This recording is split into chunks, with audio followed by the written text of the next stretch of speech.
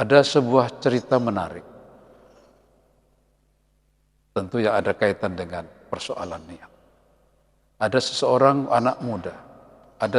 anak muda yang mendengar berita bahwa ada suatu daerah, di mana daerah itu terjadi kegiatan yang mengarah kepada syirik atau kekufuran. Yaitu masyarakatnya menyembah sebuah pohon besar yang dianggapnya keramat.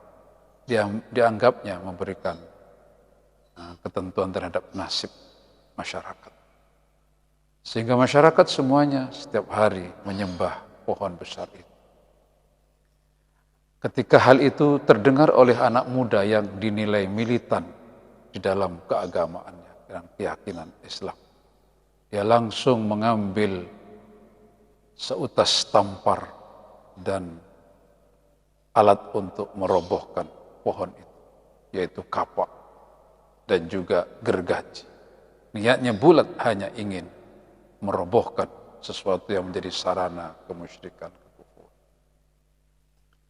Ketika dia berangkat dan sudah sampai di tempat, ternyata dia dihadang oleh manusia yang tinggi besar, yang kekar badannya dan seram menakutkan.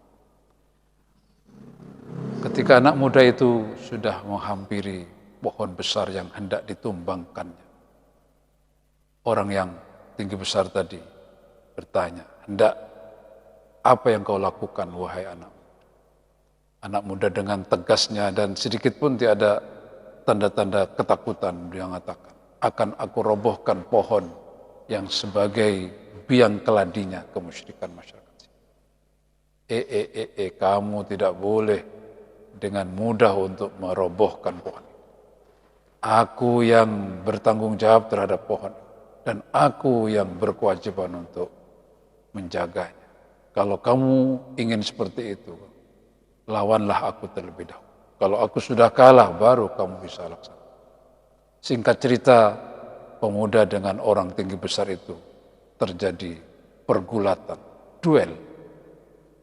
Dan aneh, orang tinggi besar itu langsung KO, langsung kalah. Dan tentu sebagaimana dia katakan, kalau aku kalah baru silakan. Maka bersiap-siaplah pemuda itu ingin merobohkan pohon besar seperti niat semula. Tetapi orang tinggi besar tadi nampaknya ingin negosiasi. Hei anak muda, bagaimana kalau kita berunding? Maksudmu, bagaimana kalau kamu urungkan keinginanmu untuk merobohkan pohon ini? Dan aku siap untuk memberimu hadiah. 1 juta bahkan sampai 3 juta aku berikan kau setiap hari selama hidup. Anak muda tadi mendengar kata-kata hadiah 1 juta sampai 3 juta tiap hari selama hidup, menjadi berubah pikiran. Tapi betul, kamu tidak akan bohong dengan apa yang kau janjikan. Tentu betul. Kalau aku salah, bisa kau bunuh aku. Anak muda tadi mengiyakan negosiasinya. Dan dia pulang. Dan betul, pada pagi hari dia mendapatkan hadiah 1 juta.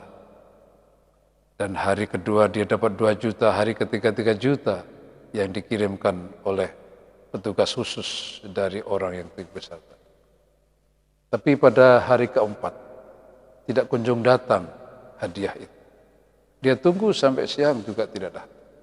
Maka hari kelima, anak muda tadi mengambil seutas tali, sekaligus kapak dan gergaji, sebagaimana pada awal dia mendatangi pohon tadi.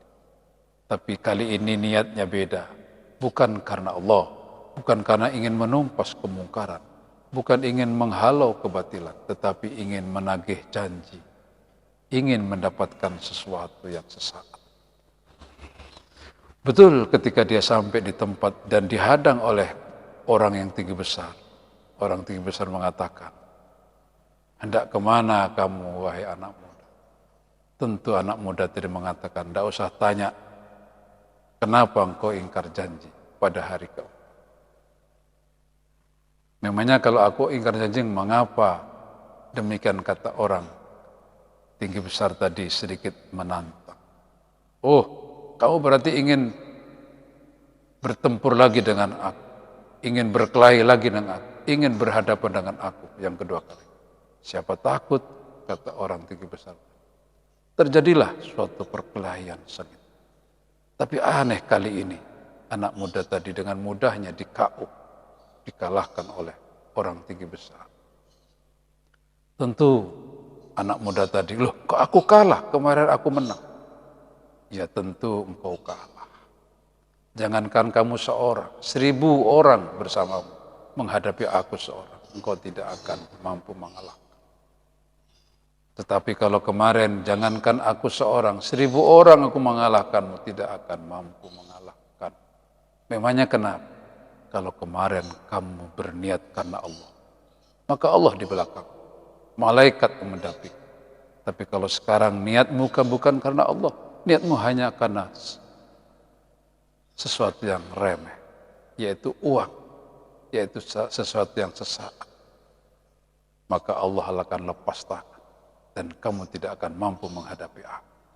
Aku adalah iblis, aku adalah musuhmu, tapi aku tidak sebodoh kau. Pemirsa dimanapun Anda berada, bisa kita ambil pelajaran betapa besar pengaruh niat seseorang. Innamal mar'u innama likulli imri'in ma nawa, kata Nabi. Sesungguhnya bagi seseorang apa yang menjadi niat. Kalau niatnya bagus, menjadi bagus. Kalau niatnya kuat, menjadi kuat. Sebaliknya kalau niatnya setengah-setengah, setengah-setengah pula. Lebih-lebih kalau niatnya bukan karena Allah. Allah tidak mau tahu, Allah lepas tangan. Untuk itu, mari dengan puasa yang salah satu pelajarannya adalah niat yang serius, niat yang kuat. Mari kita jadikan bahan untuk ke depan menghadapi kehidupan 11 bulan ke depan. Mari semuanya kita niati dengan niat karena Allah. Maka Allah lah yang akan melindungi, Allah yang akan membackup, maka Allah yang akan menghantarkan kita menuju sukses hakiki, yaitu selamat dunia, selamat akhirat. Amin. Demikian, terima kasih, mohon maaf. Assalamualaikum warahmatullahi wabarakatuh.